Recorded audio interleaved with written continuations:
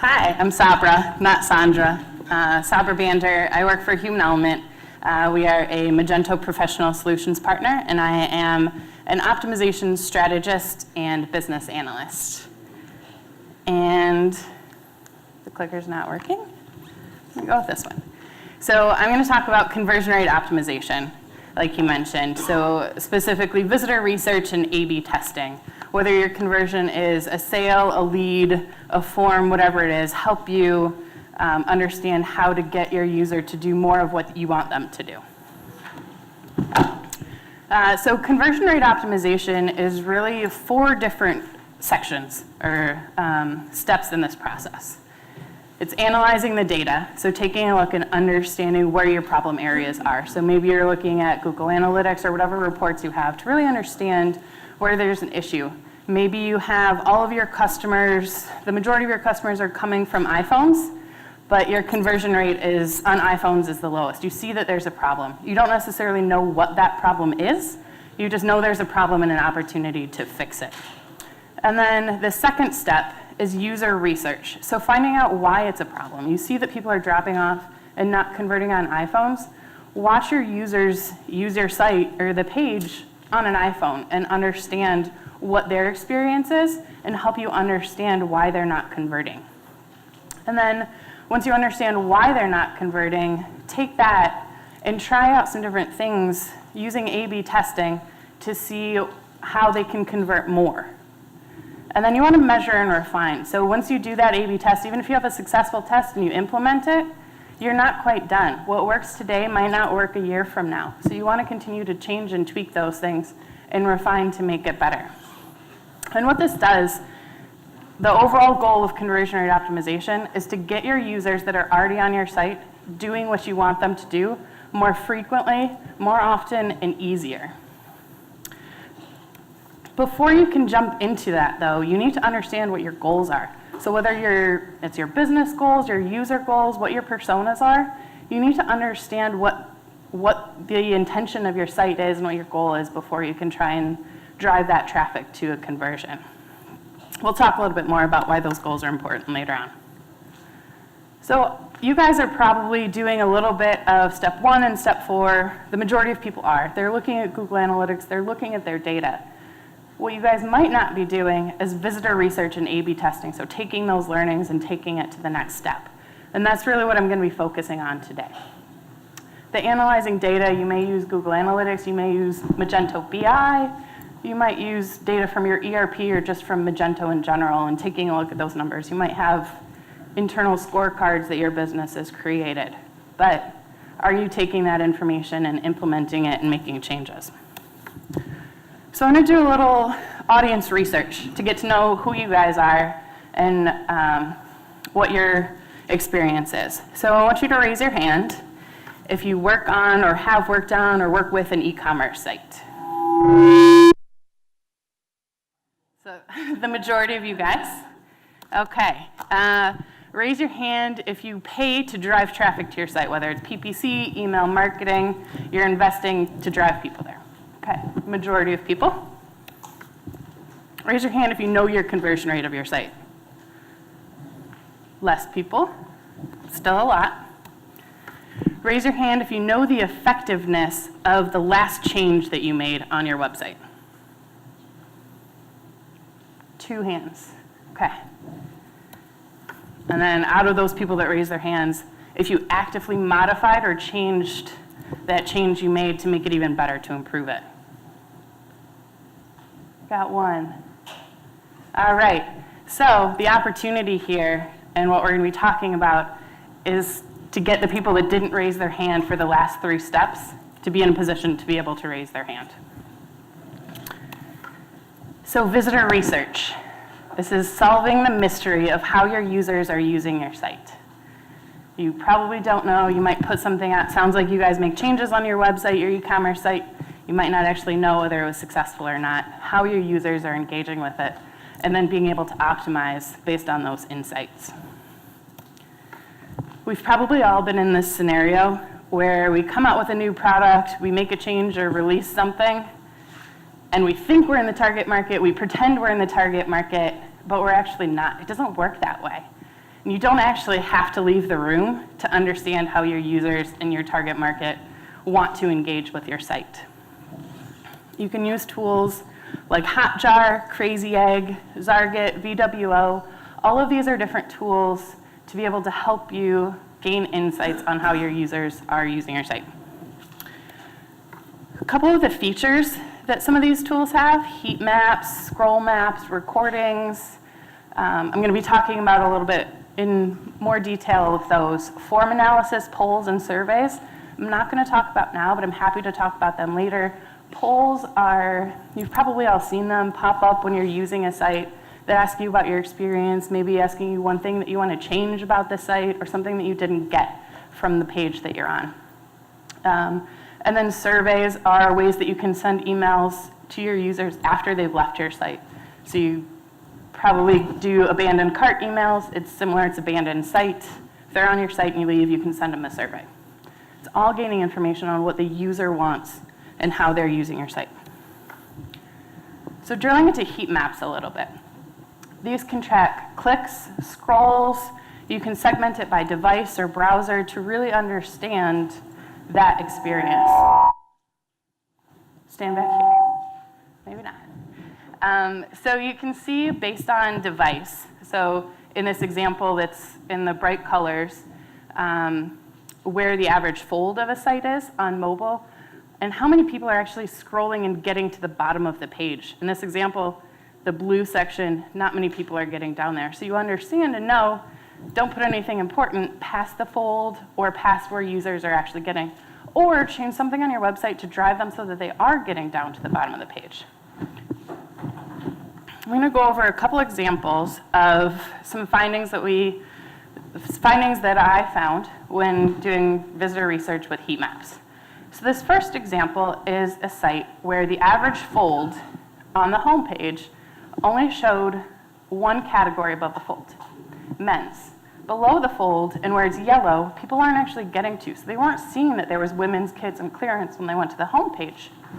And they weren't getting conversions. They weren't getting traffic to those pages.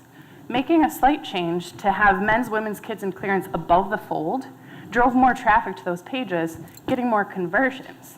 So just having that awareness of where the average fold is and where the drop-off is on a specific page can help solve the goal that you have. This middle example is the same website where we saw that everyone was clicking to get to the next category page in Magento. They had a short number of products that displayed on a category page. And so this site, people are browsing. They're not quite sure what they were purchasing. They didn't know the specific SKU or specific product they wanted. They're shopping. And so they're clicking to get to the next category. Why not make it so they don't have to click? So in Magento, we changed a setting so that it increased the number of products that displayed on a category page. They also had the opportunity to implement infinite scroll, so they didn't actually have to click at all to get to the next category. They could just scroll on their phone or desktop and continue to see more products, which is what they want to do, getting them to that product faster. And then this third example is a homepage again, where there's two different sections on the homepage. The bottom section that was getting less traffic was getting more engagement. So less people were scrolling down to the bottom of that homepage, but more people were clicking on it. So the opportunity here is to raise that section that was getting the engagement up to the top of the page, and then changing the section that wasn't actually getting user engagement like they expected to, again, increase that conversion. Another example. So I just mentioned it's important to get your business goals and your user goals, understand why people are trying to use the site. This site had competing objectives. The business had a goal to create community and wanted people to interact and engage with the site. So they implemented a chat where it's like a streaming chat and a video that's just like a live Facebook view. So it shows the video and you can chat along with it and engage with it. They really thought as a business that that is what their users wanted on that page, and that's what they wanted to do. Looking at visitor research, the number one clicked on thing in that heat map is closing the chat. The number 2 thing on the website is opening the video, and the third thing is buying now. They wanted to purchase, users wanted to purchase, and it wasn't on the radar for the business for them to actually purchase on this page. So they had an opportunity either to shift and make it easier for the user to do what they wanted to do, which is purchase. So get rid of the video, or get rid of the chat, make the video autoplay, and have that buy now easier for them to get to, or change what they're doing. If they truly want to stick with what their business objectives are, make it easier for their users to do that on that page, because they're not meeting those objectives right now. So the next step of visitor research and another tool is visitor recordings. So you can actually see the entire session of a user from their site. Their mouse movements, their clicks, their hovers, their scrolls. You can just watch the entire session of what they're doing. All the confidential information like passwords, addresses, credit card information, that stuff's blacked out, so that's not tracked. But you can see everything else that they're doing. This data can sometimes be overwhelming because it can track all of the sessions, but you can narrow it down and really understand from the first step of conversion rate optimization, where you're looking at Google Analytics, you've identified that there's an issue with conversion on iPhones. Maybe you've identified that people are dropping off on the cart. You can take a look at sessions from people that are using iPhones and exit it on the cart and watch their sessions. So you can narrow it down. If you're only selling to the United States, you can narrow down and only watch users from the United States. You're not going to want to invest the time and money in making a change from somebody in Mexico if you're not selling to them in Mexico. The opportunity is to narrow down to the customers and the users and the issues that you see that you have. So this is an example, let's see if it plays,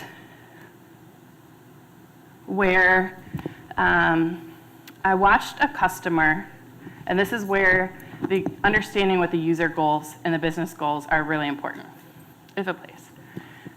One of the business goals was to decrease the amount of returns. So this business is a luxury clothing brand that got a lot of returns online. And so understanding that goal and watching this recording where they're on mobile and they can't actually open the size chart. They implemented the size chart hoping that if people understand what size, product, and details about the size, they're going to purchase it and not have to return it because it's the wrong size.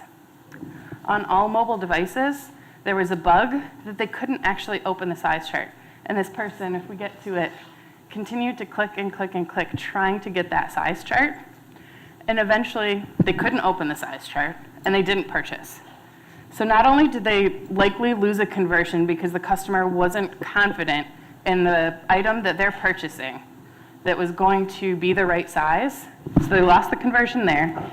And if the person did make the purchase, the likelihood that they have to return because it was the wrong size is probably more likely than if they could actually see the size when they were trying to purchase it. So 2 missed opportunities there.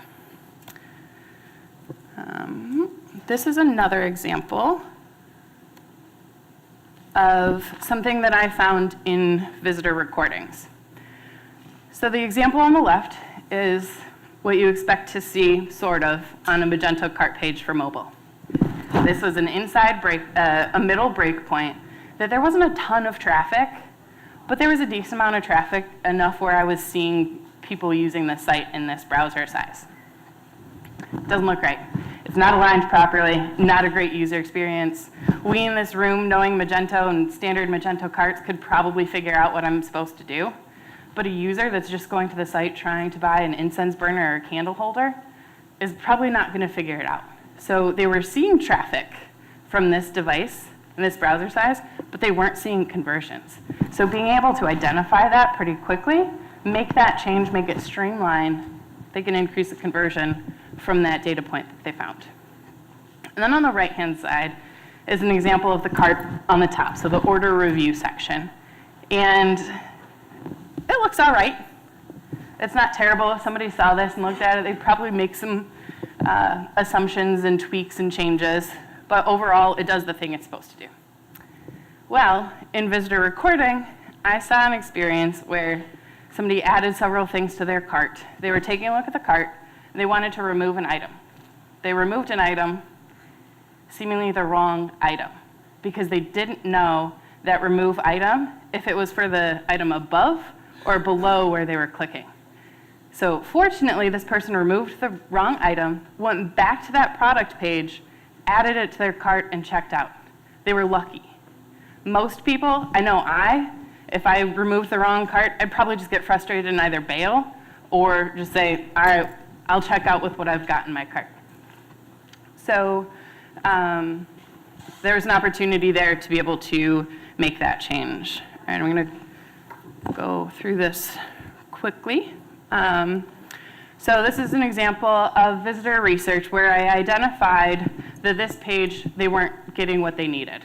The users weren't doing what we wanted them to do. Their business goal was to get users to apply, and the user's goal was to get more information, neither of which was happening. It really helps us to identify what's wrong, but not what to do to fix it. I'm going to skip a couple here. So now that you've got that information, you understand how your users are working with your site, you know what you want to do, what do you do now? There's probably two groupings of your findings. Either the things that you just need to fix, the bugs that are broken, or something that you need to prove. You understand that it's not doing great, but there's not an easy fix for it. That's where A/B testing comes into play. So you've identified things, you want to try it out. A/B testing, split testing, is giving a different experience to different users. So you can take 100% of your traffic, segment them, give 10% to a different experience, try something out, a different variation, and then 90% just gets the regular exposure. And the benefit of this is to reduce your risk. So instead of spending development time and money to make a change that could actually hurt your conversions instead of improve them, you're not investing in development tasks until you know that it's really the change that you need to make. A couple tools that you can use for this, Optimizely and Google Optimize. Two different tools that have similar experiences for you to be able to split that traffic. Everybody's probably been in this scenario where you've got a stakeholder that's telling you what you need to do. You don't think it's the right thing, but they're just telling you have to do it. A/B testing gives you that opportunity to try out their variation or try a different one. The end result is going to be great. They're either right and you've proved it and you implement it, or you found a better solution and you can go back to them and have a conversation and say, your idea was great, here's a better one. Let's implement this. So facts are always stronger than opinions. You've got the data and really understand what those changes are. You don't want people to make decisions on your website. We probably all do this. Gut decisions, think this is really the right thing to do. What works on one site doesn't work on another site, so it really sort of depends. Testing it on your site is really the key. Probably had conversations, one person wants it to be orange, one person wants it to be green. Just test it and figure out which one the right one is. Okay, so going back to this example here that we found in visitor research. So we know users aren't engaging with the page. We don't know what to change. We know that we want to reduce the number of links that takes us off the page. So we've got two goals. We want them to apply or request more information. There were 38 links on this page, not including the header and footer, that taking you to places other than requesting more information or applying. How is the user supposed to understand quickly what they're supposed to do? They can't. We know that we want a strong headline, completely online program. What is that? It's not telling us what that is. Keyboard and mouse is a photo. What is that compelling somebody to do? It's not speaking to them. And then we knew we wanted a one-column layout. 3-column layout's confusing, a whole bunch of links. So this was the variation that we wanted to test against the control. Smoother, you can see very clear, there's 2 calls to action. I can request more information. I understand what a complete online program is, getting a little bit of information. That image is compelling and really speaks to what that page is. With this test, we saw an 82% increase in conversion from request info. We were able to apply what we learned from that A/B test and the engagement and take them and apply them and test them on other pages and sections of the website. So instead of doing this one test segmented here and leaving it there, we took it to other sections. Also, instead of doing a complete redesign, we took those learnings, tried it on one page, and then implemented it throughout. And then we continue to tweak and change this page over time to make sure that this is still the right thing to do and to increase it from 82% to more.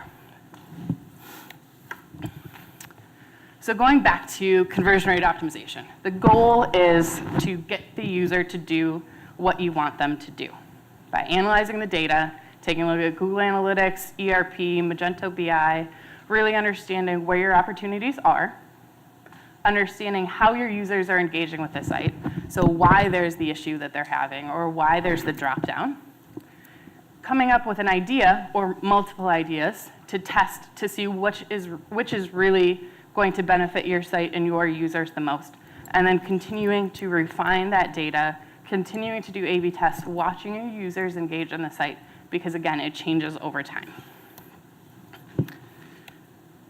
So what's next? You get the tools set up. So you get Hotjar, Crazy Egg, VWOs, or get something set up on your website to start tracking the data.